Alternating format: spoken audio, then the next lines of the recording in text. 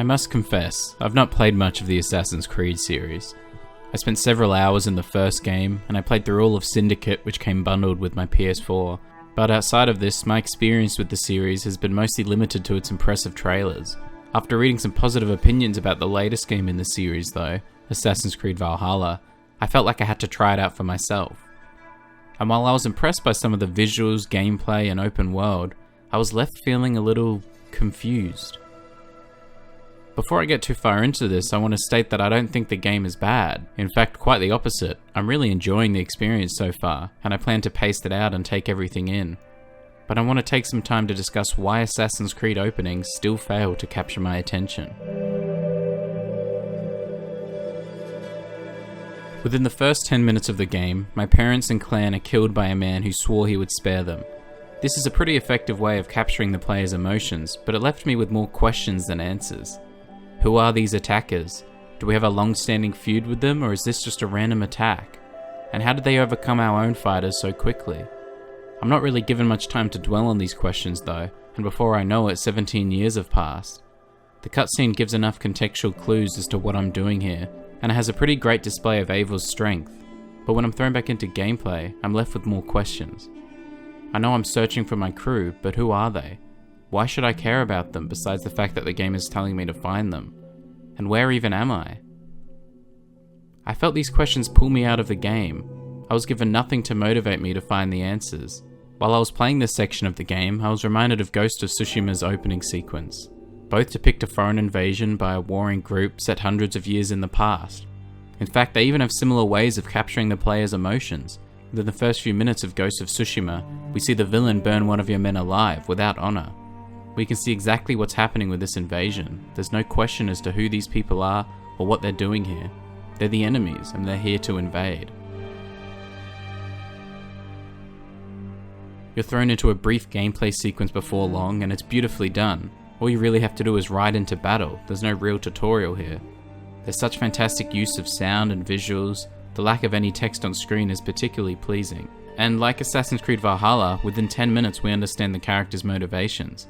But unlike Assassin's Creed, the only question I have here is what's going to happen next. The game has slow stealth sequences, but with a clear objective and tense consequences. Even the tutorial sequences, which take the form of a flashback pulling you out of the action of the invasion, keep you entertained. Not to mention that they're contextually relevant, because why would a trained samurai need to learn how to use a katana? Within 30 minutes of starting the game, you've got a horse. 5 minutes later, and you're fighting the game's main villain. Of course you lose, and you're provided some context for Jin's stubbornness and his obsession to save his uncle as soon as possible. Putting the player in the shoes of the young Jin as he walks to his father's memorial really puts you in his headspace as well. Around the 47-minute mark, at least on my playthrough, the game's logo appears, one of my favourite title sequences of any game I've played, and now the world is yours to explore. In less than an hour, Ghost of Tsushima introduces me to different characters and clans, yet for the most part I feel like I understand them. I understand Jin's stubbornness and empathise with his pain. I know exactly what his initial task is and why he wants to achieve it, and I know precisely who the villain is, and I want him dead just as much as Jin. Besides that last point, wanting the main villain dead, I feel like I didn't really have any motivations like this in Assassin's Creed Valhalla. When I thought about it in comparison to Ghost of Tsushima, it felt lackluster. But I wanted context. I wanted to understand the path that Ubisoft has taken with this series to get it to this point. Maybe then I'd understand. So I went back to the beginning. Well, almost. I've already briefly analysed the first game's opening before, so there was nothing new for me to look at there. Plus, as the first game in the series, it had a bit more work to do in regard to setting up the Animus, Abstergo, and Desmond, which is not quite what I'm looking for. So I jumped into Assassin's Creed 2. Well, I say jumped. 18 minutes pass before you finally step into the shoes of Ezio. The first 15 minutes involve a recap of the first game, witnessing Ezio's birth, sneaking through Abstergo as Desmond, being forced into a fight without any control prompts, being introduced to new characters in a complete tonal shift, and finally being shown the new Animus. I'm not here to criticize the story of the Assassin's Creed games. If Ubisoft feels the need to use Abstergo and the Animus as part of the narrative, then that's their decision. But if I'm playing a game about a master assassin, I'd hope that you get to play as that character sometime in the first 20 minutes of the game. Or at the very least, I'd want some sort of motivation to keep playing to get to that part. Unfortunately, the present day sections don't provide that motivation. But then again, Assassin's Creed 2 did come out more than 11 years ago, so it feels a little unfair to judge it by modern standards. It also feels unfair to judge the openings of Assassin's Creed Brotherhood and Revelations, since they're set up as direct sequels to 2 and therefore don't require as many introductions. So I jumped ahead to 2012's Assassin's Creed 3. And honestly, there's a really good introduction here. Unfortunately, it's buried within a mess of uninteresting content. We start with a 3-minute recap, followed by about 6 minutes of cutscenes and gameplay with Desmond, which feels like it could have been shortened to a much quicker cutscene. We're then thrown into the Animus for a horrendously boring gameplay sequence, before finally meeting the historical characters after 12 minutes. Just a reminder that at the 12-minute mark in Ghost of Tsushima, the start of the Mongol invasion had already come and gone. It's at this point that we start to put our climbing, parkour and assassination skills in action, 14 minutes into the game. This is how the game should have opened. This is how Ubisoft should be teaching the player the controls, not the uninspired Animus world. Having lost my interest in the first 15 minutes, the game had it back again with this assassination sequence. I was interested in what was happening and willing to see where this ship sequence was going. And then it kept going. After spending 20 minutes investigating a mutiny aboard the ship, despite not really knowing any of the characters or their motivations, the game had lost my interest again. The logo appeared at around the 45-minute mark, and I didn't really feel like playing anymore, which is a shame because the game's true plot hadn't really started yet. But maybe Assassin's Creed 4 Black Flag would be better. I'd heard better things about that one after all. And yeah, for a while, that's true. It starts you right in the action with a big historical battle, and you're thrown into gameplay in the first 40 seconds. Not too long after that, we see a flashback that gives some narrative context, before going right back into gameplay, starting with swimming and leading into a chase scene. It's not the most exciting gameplay, but it ends up being narratively relevant, and it provides an effective tutorial without bringing the narrative to a dead stop. There's some brief combat and a quick tutorial on the boat mechanics, and then the narrative is brought to a complete stop when we're taken back to Abstergo. Again, I'm not here to criticize these elements narratively, but surely Ubisoft knows that it's making a pirate assassin game, right? If the Abstergo stuff is important enough to the narrative context, then show it, but spending 6 minutes in a slow trailing mission as a mute, unnamed character is not the best way to maintain my interest in the story. We're put back into the pirate world around the 23-minute mark where we're greeted with the game's logo, only to immediately meet another trailing mission, followed by a climbing and synchronization tutorial, a chasing and looting tutorial, a melee tutorial, and a fleeing and hiding tutorial. I should note that this is much better than the previous game. Instead of the boring Animus setting, we're actually presented with gameplay tutorials in the context of the main game world. But it's hard to shake the feeling that this just feels like tutorials for the sake of tutorials. I suppose, in a way, it's sort of necessary for the game to teach you these mechanics before it lets you roam the open world, but there are ways to do it more seamlessly within the narrative. I didn't want to make this comparison, but I keep thinking about the way that Red Dead Redemption 2 introduces its mechanics. In the first mission, we're taught how to ride a horse, get into cover, shoot a gun, loot, fight, and lead a horse. In the second mission, we're shown how to change weapons, use the cinematic camera, climb, and shoot on horseback. The third mission shows us how to track and hunt animals. The fourth throws us into a huge gunfight and teaches us how to use Deadeye and the lasso, and so on. However, none of these tutorials really feel tacked on just for the sake of teaching the player mechanics. They're not all perfect. The third mission, for instance, feels like it's not even trying to hide the fact that it's just a hunting tutorial, but they're all narratively relevant and give the player a reason for their existence. They all feel necessary. If any of them were dropped, the story would suffer. Even the less action-oriented ones feel like necessary character development. But perhaps this is an unfair comparison. Red Dead Redemption 2 doesn't let the player roam the open world until after the 6th mission, so it has the luxury of taking its time in the first chapter, and only introducing mechanics mission by mission. Could Assassin's Creed take its time like this? I'm not sure. Maybe it would benefit by restricting the player within story missions until it had taught them the mechanics. Perhaps it would be better to throw them into the world and let them figure it out on their own. What it shouldn't do, however, is what Assassin's Creed Rogue does. Okay, so the game's opening is really interesting. You're thrown into gameplay within the first minute, and the narrative misdirection took me by surprise. Within 3 minutes we're taught combat, within 7 we're taught boats, and within 8 we're taught boat combat. The logo shows up at around 11 minutes, and then we're back to Abstergo. Luckily the story at Abstergo is actually kind of interesting, but then just as I thought Ubisoft was starting to get better at these, suddenly I'm solving a puzzle. and then I'm staring at a picture of a man spinning around in a circle for literally a whole minute. After about 7 minutes of Abstergo, I'm put back into Shay's shoes, only to be told that I need to do training. Like walk up to 3 different characters and complete their set tasks, before I can move on to the next missions within the narrative. This certainly feels like a step up from Assassin's Creed 3's Animus tutorial, but a significant step behind Black Flag's more integrated, albeit inelegant, gameplay lessons. But I guess at the end of the day, Ubisoft knew all the eyes would be on the bigger game that released on the same day, Assassin's Creed Unity.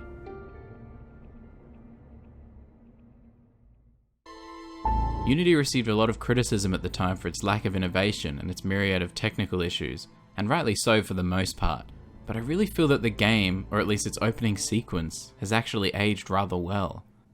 It starts off a little confusing with a flashback sequence that provides more historical context than it does narrative information, but an action gameplay sequence in the first 2 minutes of the game is a great way to introduce the player to the controls. Around 8 minutes in, we're hit with Abstergo stuff, but it really doesn't overstay its welcome, only consisting of a cutscene that lasts around 60 seconds. The game then puts us in the shoes of our main character, Arno, as an 8-year-old child. This is the first time any of the games attempted this, and I think it really works.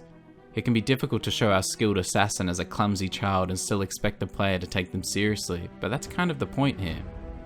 Arno isn't a skilled assassin when he grows up, he's a witty and brash young man. The child sequence also serves as a narrative introduction to other elements too, including the death of Arno's father and Arno's relationship with Elise, both of which become relevant later on. Besides, it doesn't take long for us to return to the fast-paced gameplay, and at around the 15-minute mark we're presented with several tutorials that actually fit rather nicely within both the narrative and the character development. After playing for around 55 minutes, the logo finally appears, and I feel hooked. I'm fascinated by the characters and their development, and I want to explore the world and find out what happens next. In the first hour, the game always keeps you moving, keeps the plot moving, and keeps you invested in the characters. The tutorial elements are implemented seamlessly within the story, and we see enough of the characters to empathize with them and their motivations. Unity does a surprisingly great job within its first hour. So what went so wrong with Syndicate? First of all, the game opens with Abstergo information. Thankfully, it's only a cutscene, so it knows not to overstay its welcome, but it really should just wait its turn. Secondly, there are much better ways to set up a villain than in a cutscene. Show us who the villain is and why they're actually bad. Don't just tell me about it and expect me to think that the guy punching a desk is meant to be bad. I'm sure the desk didn't deserve it, but there's probably some nice guys who have punched desks too. Around 5 minutes in, we're introduced to our protagonists, twins Jacob and Evie Fry, and it's a quick and interesting introduction, but the same unfortunately cannot be said about the gameplay that follows. Hitting a button to sabotage a machine isn't an interesting way to start a game. I'm sure there are ways to make that interesting through the plot, but not here. It only takes around 2 minutes, but even that's too long. And it's not necessarily a bad thing that it takes 9 minutes to get to the first combat sequence, but when those first 9 minutes are filled with nothing interesting, it feels like 9 minutes too many. And it's unfortunate too, because the train escape sequence is really cool, but it just takes too long to get there. Ubisoft should have taken a page from Uncharted 2's book and just opened with the train crash. There are still ways to introduce the combat and narrative by opening with the train sequence, and perhaps opening with it instead of taking 20 minutes to get there is the best way for me to actually feel interested in the narrative in the first place. Even when I started to feel like Evie's stealth sequence was interesting and creative, the game stretched it out to its limit. It takes the game around 45 minutes to get to the logo, and in this time I feel as though I've accomplished nothing of significance, and the murders I've committed should have taken me around half that time.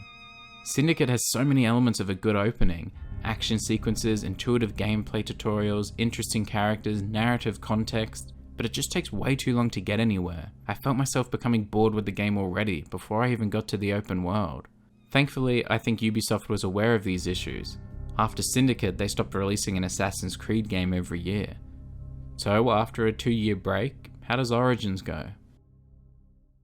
I'm thankful to report that things got better. The opening scene is a little confusing, but the game gives enough context for it eventually. Within 3 minutes we're taught the combat systems, within 6 we're shown the parkour, and within 9 we're on Camelback.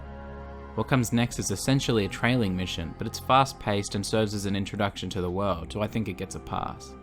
I'm not so sure about the bow tutorial though. Shooting at dummies is not a very interesting introduction to this mechanic and just screams gameplay tutorial to me.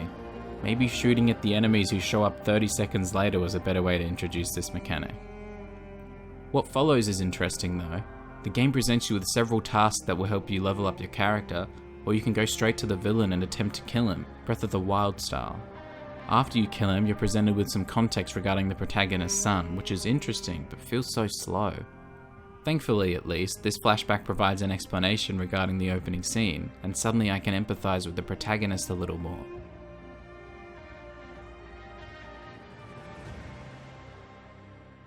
Around 47 minutes in, we're introduced to Abstergo. The sequence itself is a little weird. I'm not sure why they let me control Layla for like 30 seconds without anything for her to really do, but at least it's not too long before you're back in the Animus. And at around the 50-minute mark in my playthrough, the logo appears. This is definitely one of the more interesting openings in the series. Within 50 minutes, I feel somewhat emotionally invested in the characters and their mission, and besides some occasionally gamey sequences, the story kept me moving the whole time. Speaking of which, it was time to try out Assassin's Creed Odyssey. I've got to be honest, I feel like Odyssey has an unfair advantage here. As I've said, I'm not here to judge the games on their stories, but Odyssey's story has me incredibly interested. First of all, it opens with gameplay at the Battle of Thermopylae, one of the most iconic battles in history, and in popular culture, which is a great way to capture my attention and keep me interested. After around 7 minutes, we get taken into Layla's present-day storyline. I was initially worried that Ubisoft would drop the ball again here, but I was pleasantly surprised that it only exists as a short scene, and mostly as a way to set up the character selection screen anyway. Before long, I'm introduced to the world around me. I have a quick fight with some thugs, which serves both as a combat tutorial and a character introduction, and then things start to slow down for a bit with some heavy dialogue, but it's interesting enough to keep me entertained and keep the story moving. After I learn how to assassinate, I'm presented with a quick flashback that gives more context to the story. The integration of the flashbacks is seamless here, and they definitely feel like they're adding to the narrative rather than bringing it to a halt. And then, like with Origins, the game world opens up and lets me pick my own task. I can either complete some side content to gain new items or skills, or stick to the main story and see where it goes. Regardless of which you choose, you're probably going to end up doing a lot of fetch quests anyway. But that's not necessarily a bad thing here. The quests in the main story end up feeling quick and simple enough that they're enjoyable. They're all narratively relevant, and none of them really feel like they overstay their welcome or stretch out their tasks for the sake of a longer story, like in Syndicate. Well, most of them at least. This one takes a while. And then, after well over an hour of playing, I say goodbye to the people of Kefalonia, hop aboard a ship, and find out that the person we've been sent after is actually my father. Talk about interesting. Of course, this opening is far from perfect, at least to me. It's a little too filled with fetch quests, as interesting as some of them may be, and it just feels like it's too early in the game to deviate from the main story like that. But the fact that it lets me explore the island so early on, and gives me the option to level up with smaller quests before taking on the main ones, is endearing, and indicative of the focus on RPG elements that the last few games in this series has taken. So now, having played the openings of most of the main games in the series, I went back to Valhalla.